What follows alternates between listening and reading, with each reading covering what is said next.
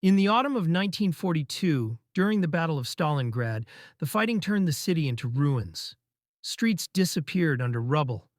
Buildings became firing positions. Every movement could mean death.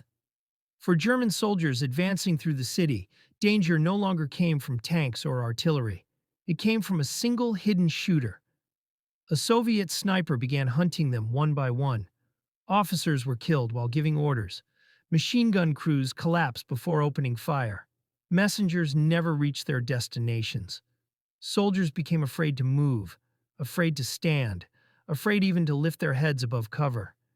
German command soon realized that this was not random fire.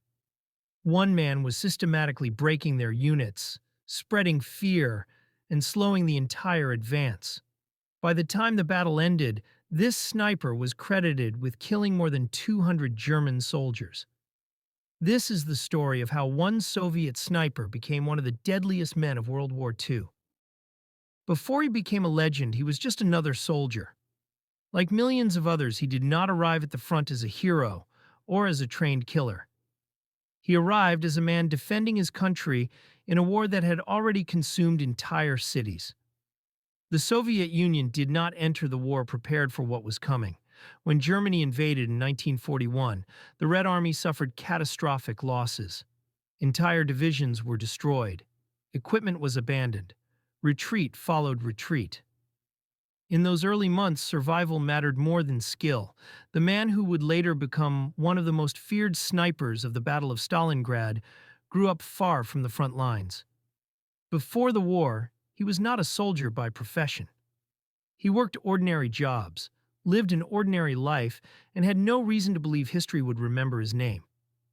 What he did have was patience and a steady hand. Like many young men in rural parts of the Soviet Union, he learned to hunt early in life. Hunting was not a sport. It was a necessity.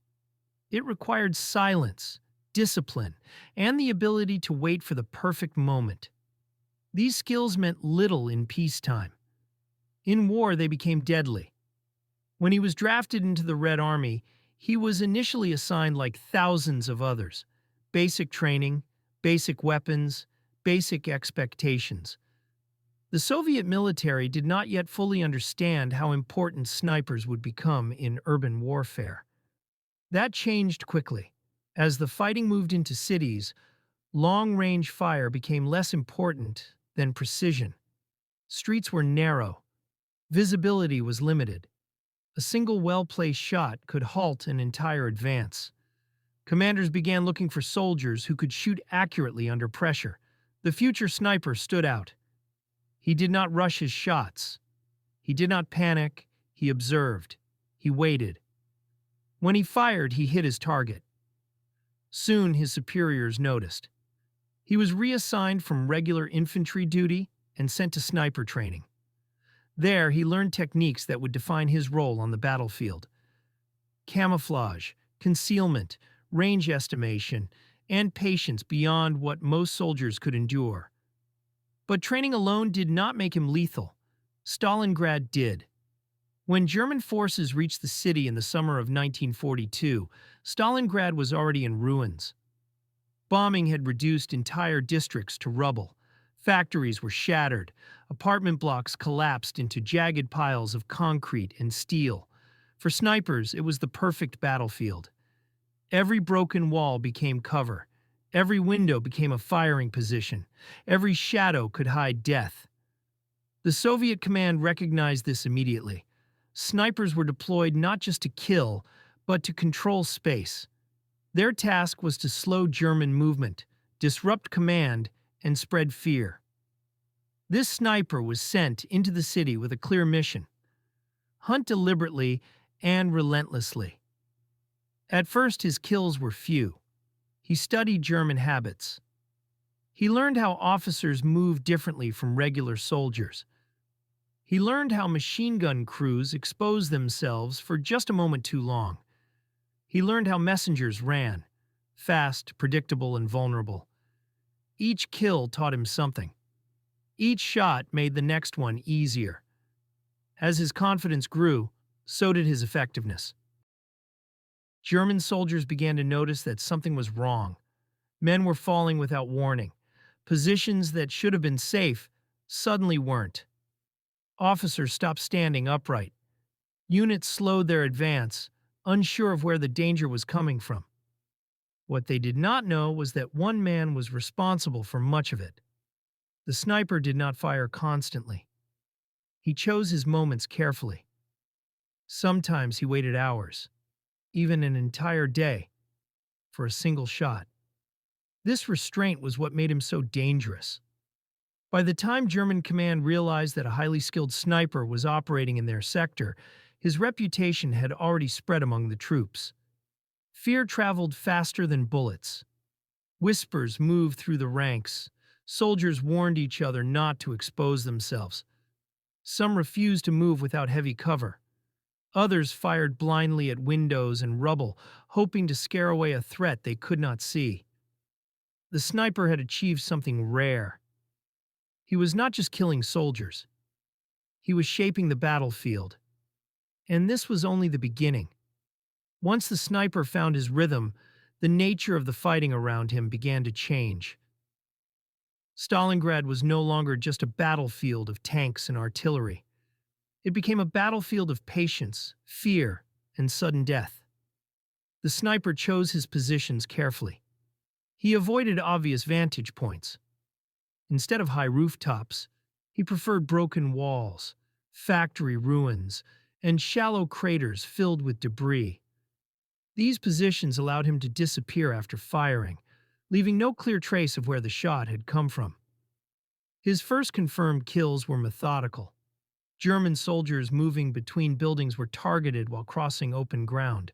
Machine gun crews setting up their weapons were eliminated before they could fire. Messengers carrying orders were shot mid-run, their documents scattered in the rubble. Each kill had a purpose. The sniper understood that killing officers and specialists caused far more disruption than killing ordinary riflemen. Without leadership, German units hesitated. Without machine guns, their advances stalled. The kill count began to rise. At first, German troops believed they were facing multiple snipers. Reports described fire coming from different directions, at different times. This confusion worked in the sniper's favor. In reality, it was often the same man. He simply moved constantly. After every shot, he relocated. Sometimes only a few meters. Sometimes across entire blocks. He left behind no shell casings, no visible traces, no predictable pattern. German attempts to respond were clumsy. Soldiers fired blindly into ruins. Artillery was called in against empty buildings. Entire sections of the city were shelled in the hope of silencing an unseen threat. None of it worked. As days passed, fear began to shape German behavior. Soldiers stopped standing upright. Movement slowed to a crawl. Units waited longer before advancing, giving Soviet defenders precious time to reinforce positions. The sniper noticed these changes. He adapted. When soldiers became cautious, he targeted moments of routine. A man lighting a cigarette, an officer leaning over a map, a soldier peeking out for just a second longer than necessary. Each small mistake became fatal. The sniper's reputation spread rapidly among German troops. Word traveled from unit to unit. New arrivals were warned immediately. Never expose yourself, never move alone, never assume you are safe. But warnings could not stop the killing. By late October 1942, the snipers' confirmed kills had reached dozens. Then they passed 100. Soviet command took notice. Snipers were no longer viewed as isolated specialists. They became a psychological weapon. The sniper was instructed not only to kill, but to train others. Young soldiers were assigned to observe him, learning his methods and discipline. This multiplied his impact. While he continued hunting, a new generation of snipers began operating throughout the city, using similar techniques. German losses increased, and morale suffered even further. German command now recognized the threat. Orders were issued to locate and eliminate the sniper. Counter-sniper teams were formed. Experienced marksmen were brought in specifically to hunt him. The battle became personal. The sniper understood that he was now being hunted. He reduced the number of shots he fired per day. Sometimes he waited hours without pulling the trigger, knowing that impatience would reveal his position. This restraint frustrated German counter-snipers. They expected aggression. They expected patterns. They found none. Instead, they found empty positions, false trails, and carefully constructed decoys. Helmets were placed on sticks. Coats were arranged to resemble human shapes. German snipers fired and revealed themselves. The sniper learned from each encounter. He studied the sound of enemy rifles. He observed how German marksmen chose their positions. He noted their mistakes. Then he killed them. Each successful duel increased his confidence and his legend. By the time winter fully set in, German troops spoke of the sniper as if he were more than one man. Some believed he was everywhere. Others believed he never slept. Neither was true. But fear made him larger than life. As the kill count climbed past 200, the sniper had achieved something rare in modern warfare. He had become a strategic factor. German units altered their routes because of him. Advances were delayed, positions were abandoned. Resources were diverted simply to deal with a threat they could not neutralize. One soldier with one rifle had forced an army to adapt, and the deadliest phase of his hunt was still ahead. By the time winter fully settled over Stalingrad, the sniper was no longer just a soldier. He was a problem. German command now understood that this was not a matter of chance or isolated skill. One man was systematically disrupting operations, spreading fear, and forcing entire units to slow down or halt altogether. The response was inevitable. Specialists were brought in. German counter-snipers, experienced marksmen trained specifically to hunt other snipers, were deployed into the city. Their mission was simple: find him, identify his position, and kill him. This changed the nature of the fight. Until now, the sniper had hunted men who rarely knew he was there. Now he was being hunted by professionals who understood concealment, patience, and deception just as well as he did. The battlefield became quieter and far more dangerous.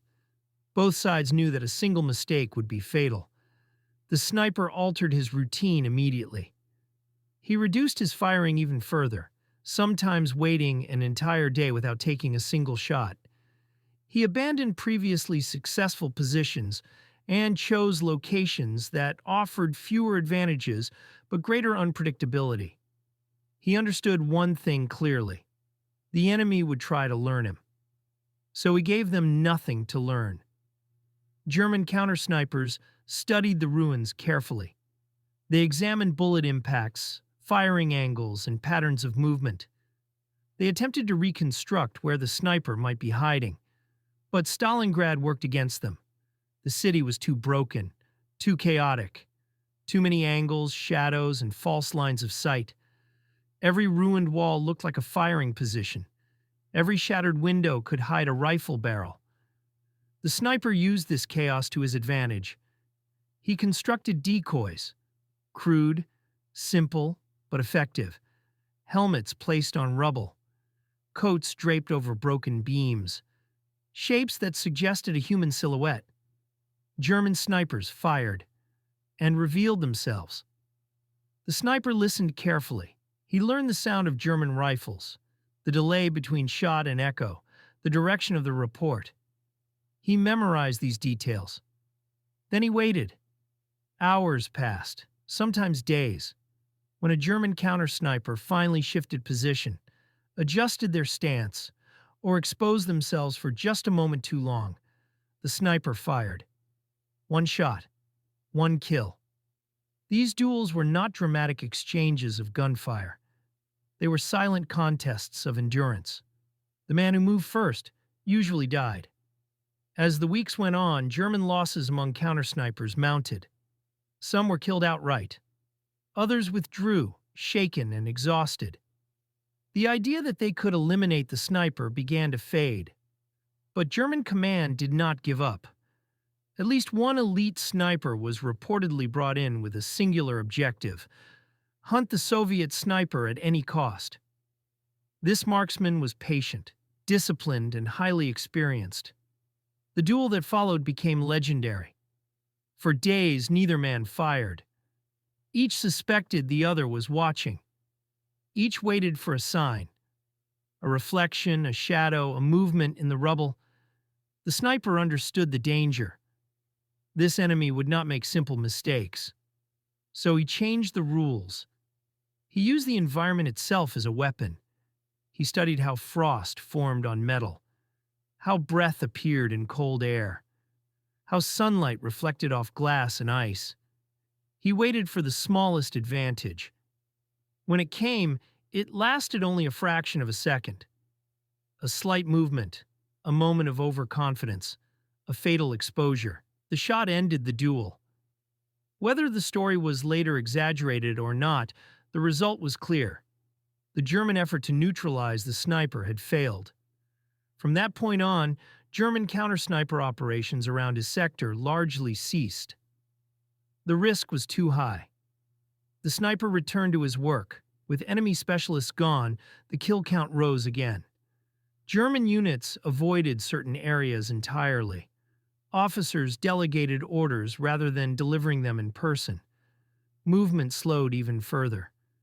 The sniper had achieved dominance over his battlefield, not through force, but through fear.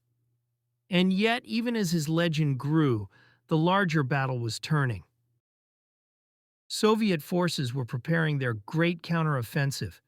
The encirclement of the Sixth Army was already taking shape beyond the ruins. The sniper did not know how the battle would end, but he knew one thing: he had done his part, and the final chapter of his story was still to come. By the time the Battle of Stalingrad reached its final stages, the sniper's role had already gone far beyond the number of men he had killed. His true impact could not be measured only in confirmed shots. It was measured in hesitation. German soldiers moved differently because of him. Routes that once seemed safe were abandoned. Positions that offered good visibility were avoided. Orders took longer to execute. Attacks lost momentum before they even began. Fear had become a weapon. In urban warfare, morale mattered as much as firepower. A single sniper, operating patiently and intelligently, could freeze entire units in place. The psychological pressure of knowing that death could come at any moment, without warning, eroded confidence faster than artillery ever could. German command was forced to adapt. More resources were diverted to counter-sniper operations. More time was spent on reconnaissance. Entire sections of the front slowed, not because of resistance, but because of uncertainty. This was exactly what Soviet commanders wanted. Snipers were no longer just marksmen. They were force multipliers. The methods refined in Stalingrad would shape Soviet sniper doctrine for the rest of the war. Training programs expanded. Sniper pairs became standard. Patience, camouflage, and discipline were emphasized over aggressive fire. The sniper from Stalingrad became a symbol of this shift. He also became a tool of propaganda. Soviet newspapers and radio broadcasts celebrated his achievements. His story was used to boost morale, inspire recruits, and remind soldiers that even one man could make a difference in a war that often felt overwhelming. But behind the legend was a more complex reality. Sniping was not glamorous. It required isolation, long hours of immobility, and constant awareness that the enemy was hunting you as well. The psychological toll was immense. Every shot carried weight.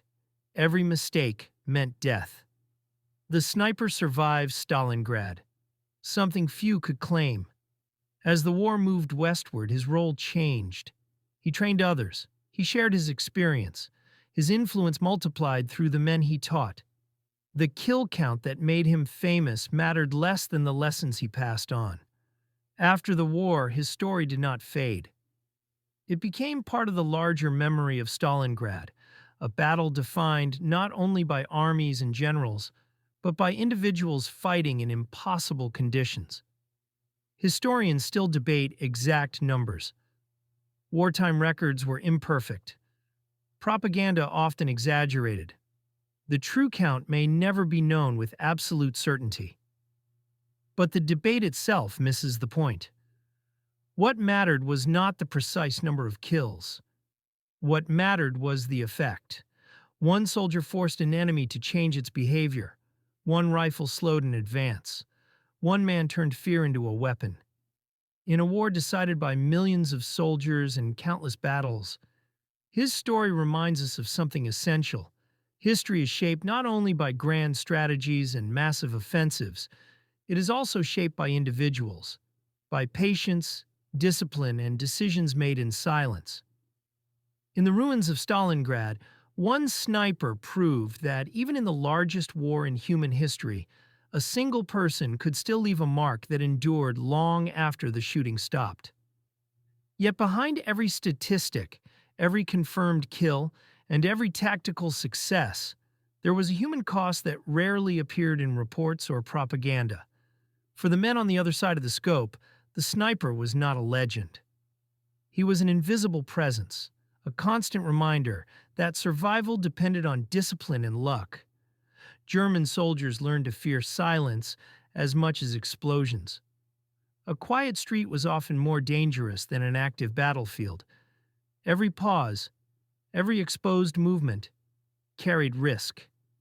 This constant pressure wore down even experienced troops. Fatigue increased, mistakes multiplied, confidence eroded, and the sniper felt this weight as well.